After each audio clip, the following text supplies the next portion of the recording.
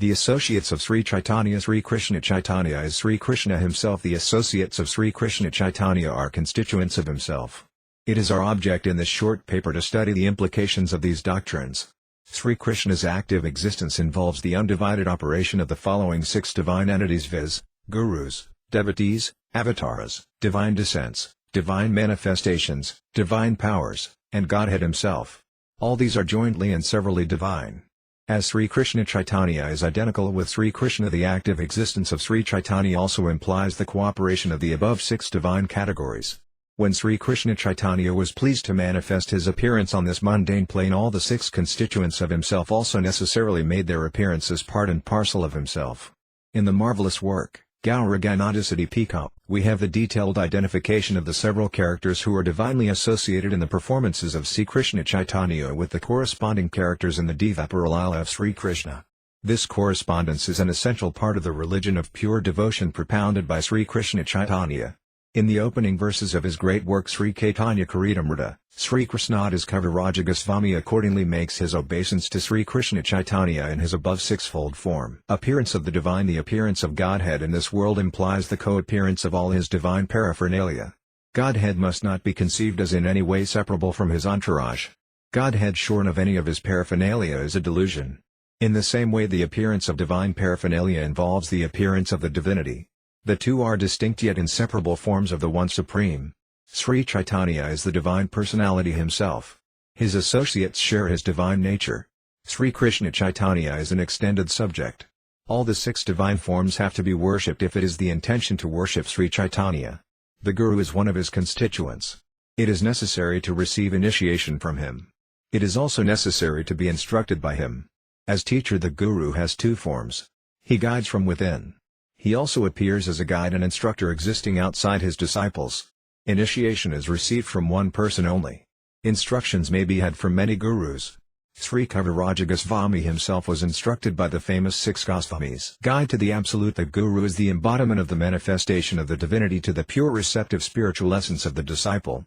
The Guru is the real and original recipient of the truth. He communicates his knowledge to the disciple. The disciple is too small a particle to be able by himself to receive the whole truth. He is enabled to receive him through the power of the Guru. The Guru, as it were, takes the disciple by the hand and guides his every step on the plane of the Absolute. It is perpetual tutelage on the part of the disciple. This fact may be expressed in another way. The cognitive faculty of the individual soul can have no ground to stand upon unless the divinity himself condescends to be the legs as well as the ground on which he is to stand to function at all.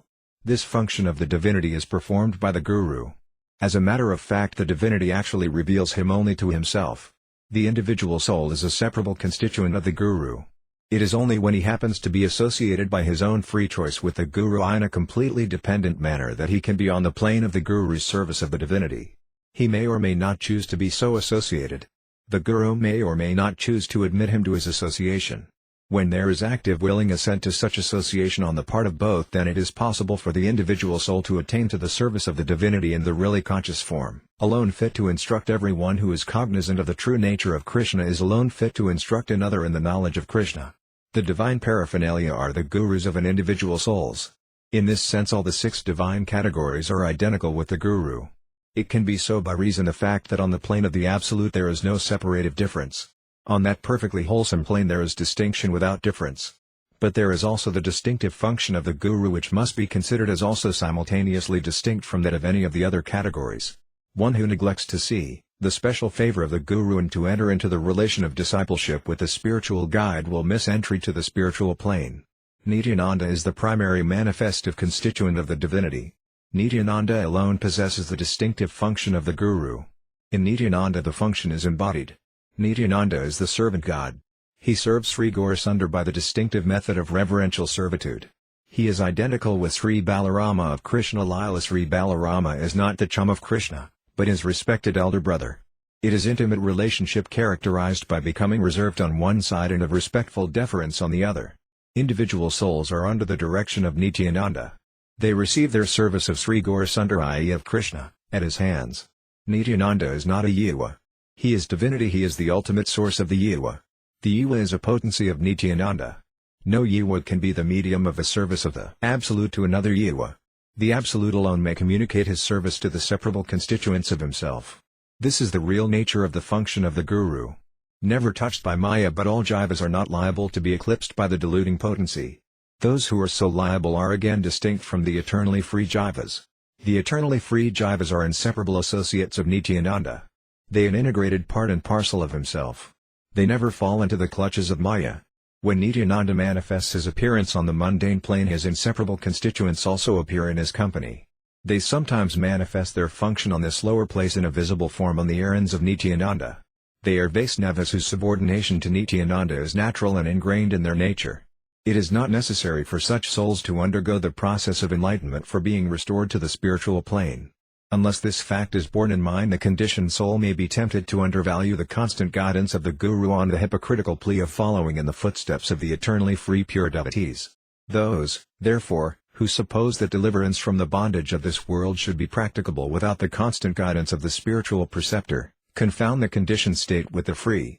The guidance of the Guru is no curtailment of one's spiritual freedom. Who are eternally free also follow his guidance by the spontaneous undeviating impulse of their perfectly pure nature. Guidance of the Guru is the only divine guidance. Only atheists who are by their choice opposed to the service of Godhead, can be consistent opponents of the obligation to serve the Guru in the same unconditional way as one should be prepared to serve Godhead himself. There is no difference between the two functions. If the claim of the one is denied, it necessarily involves the denial of the claim of the other. Nityananda and his companions form one of the 5 groups of the associates of Sri Krishna Chaitanya, whose distinctive function is that of the Guru, Srimati Radhika. But Nityananda does not directly instruct in the confidential service of Krishna. Srimati Radhika is the Guru of the inner circle of the servants of Krishna. Srimati, however, accepts the offer of service of only those souls who are specially favored by Nityananda and are deemed by him to be fit for her service. There is, therefore, a most intimate relationship between the function of Nityananda and that of Srimati, which is at once supplementary and inclusive of the former. The Guru admits to the service of Krishna. The next category is the Bhakta or devotee. In this case also, as in that of the Guru, service of the divinity, which is the distinctive function of the Bhakta, is not confined to him only. The servants have been divided into 2 classes, viz. 1. Servants other than consorts. 2. Consorts. The Guru has distinctive function as master. The servant has no distinctive function as master. This distinguishes the Guru from the Bhakta. The Bhakta is also Godhead in the distinctive form of this servant to whom the Guru manifests the divinity. The mercy of the Bhakta enables the dissociable soul to receive the mercy of the Guru. The Guru and the Bhakta are the inseparable divine counterparts of one another. The Guru and the Bhakta are thus 2 distinct entities forming the 5 categories. The avatars, descending divinities, are the 3rd category. They are their distinctive functions in the maintenance and deliverance of jivas inclined to divine service. They have distinctive functions as master. The difference between the avatars and the divinity as master consists in this, that the avatars are derivatives from the divinity possessing the plenary divine nature. The relation between the two is analogous to that between the original self-existing source light and other shining lamps that have been lighted from the source. There is no substantive or magnitudinal difference between the two. But there is distinctiveness in function. The avatars have distinctive natures of their own. But the divinity is their common source, possessing all their distinctive functions in a synthesis which distinguishes him from the avatars without suffering any diminution of his divinity by the eternal parallel coexistence of the distinctive activities and personalities of the avatars also as divinities. Another divine category is the group of the divine manifestations.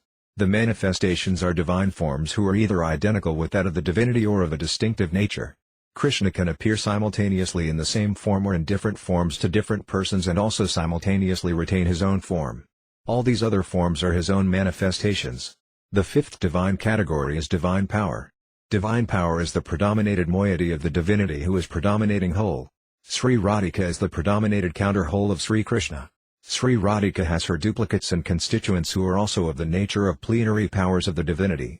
Sri Radhika is the female consort in the supreme divine pair. She is the source of all the distinctive divine powers that serve as the corresponding counterwholes of the infinite manifestations and avatars of the divinity. She also directly serves Sri Krishna in an infinity of ways in her countless distinctive plenary and secondary forms. Necessity to serve through an associate of Mahaprabhu. The associates of Sri Krishna Chaitanya are made up of the 5 divine categories. If any of these categories be left out, the truth, who is indivisibly one, refuses to present himself to the arrogant aptitude of the pedant who does not fully submit to be enlightened by grace regarding the necessity of serving the divinity in and through the distinctions. The pedant is disposed to be skeptical by reason of a lurking belief that it is the lookout of the divinity to make himself known to him. But the jiva is a dissociable particle of the divine essence with the onus of choosing for himself from among the alternatives of a serving, a neutral and a disobedient career, his own relationship to the divinity. He cannot escape the privilege of exercising this responsibility except by conscious self-deception and by hypocrisy. Marginal potency. The dissociable individual soul is distinct from the divine categories. He is a particle of the marginal potency of the divinity. Sri Nityananda, who is identical with Balarama, is the ultimate source of the jiva.